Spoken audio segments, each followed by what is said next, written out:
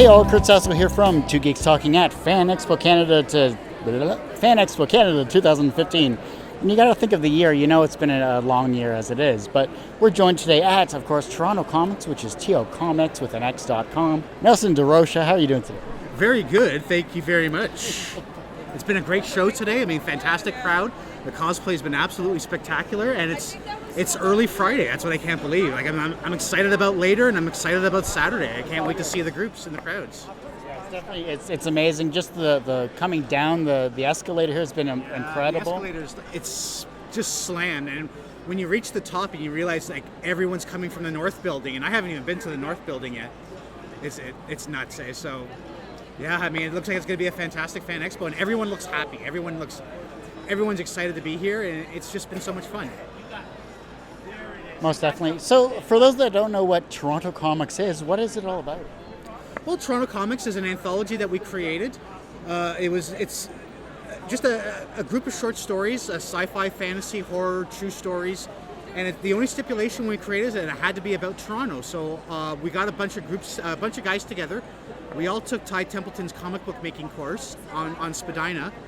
And it was a fantastic course, and we all said, okay, well, we got all this knowledge, what are we going to do with it? So we decided, let's put together a fantasy anthology. This would be a lot of fun. So we went to Ty, and he said, Ty, we got a great idea. It's a fantasy anthology. What do you think? He said, that's a terrible idea. But why don't you guys try this idea? Here's Toronto Comix. And he told us about the idea, and we put it together, and it went incredibly well. It went off without a hitch. The first one was only 11 stories with about, I believe it was 14 writers and artists combined.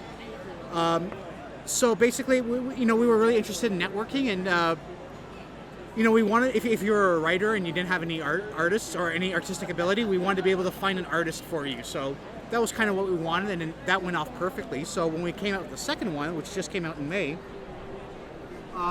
we were blown away by the response. We had twice as many people, twice as many stories. We had to cut back on some stories because we just had way too many, and we just started pitching for the third one. And right now for Volume 3, we're dealing with 75 pitches. So it's just been a phenomenal response, and the response has been incredible from people. People want to see Canadian stories and stories from Toronto, but of course of Canada as well. And that's kind of why we wanted to create it. We wanted to create something that we could call our own for Canadians, and for them to take a look at and be proud of, and hopefully grow from there. And yeah, you're just really excited about it. I when it comes down to it, you've had an increase of both both writers and artists as well too. Are there any names that are just coming up into, say, Volume 2 that are going to be in Volume 3, or anyone that is a standout? That's a tough one, because Volume 3, because we have so many, and we have so many great pitches, we're kind of the opinion that, just because you were in the previous one, doesn't necessarily mean you're going to be in the third one. Just the quality of the pitches are so good. And that's tough because we have so many great artists and writers from the second volume. He just stepped away right now, but Aaron, who was sitting at the table with me, he wrote a story called We Were Here, which is about a date at the end of the world, the last Nuit Blanche. Fantastic story. We have Sam Noir, who's just sitting over there, who wrote a story called Major North, which is about a Canadian superhero who gets his power from Canadian nationalism. A fantastic story, and he's been doing a lot of stuff. His artist was Chris Yao, who's a great artist who's been he's incredibly just going places, just fantastic. Oh my God, we have so many. It all slips my mind right now, and my editor's going to kill me right now but we have the Bloodsuckers from J.M. Fry. She's a well-known sci-fi writer. She's doing incredibly well for herself. She was just a novelist who said, you know what, I'd be interested in writing some comics. Do you guys mind? And we said, yeah, we'll give it a try. David Oxley, who is a fantastic artist who was never a writer, he said, do you mind if he writes a story? And he said, yeah, sure, write it. And he drew it himself. He wrote a story called Cool New Job, which is about Toronto Tron, where all the famous Toronto landmarks form Toronto Tron, which is a big giant robot. But yeah, I mean, there's so many. I mean, Tim Lai, who I'm a personal fan of, he's got he's got so much stuff. It's just escaping my mind right now. But I've been a huge follower of his, and it's just been incredibly fun to follow. And there's so much passion, which brings, it makes me passionate, and it's really infectious, and it's just been incredibly fun. Yeah. Tim is the one that said to interview you guys Oh, too. did he? I've had him on the show in the past Oh, as well. yeah, I love Tim. Just fantastic. Oh. Is there anything about being an artist or a writer yourself that you wanted to make sure that was in one of these comic books? Like, what story did you personally want to tell? Well, I was going to stay away from the second volume personally because I just wanted to stay back and edit. But at the last minute, we had so many artists. I just created a short story about the Toronto Lighthouse, and the Toronto Lighthouse it's just a short 4-page story about the lighthouse keeper and how he was murdered. But I'm a big fan of Toronto history, really. I mean, my first story was a story about time-traveling superheroes.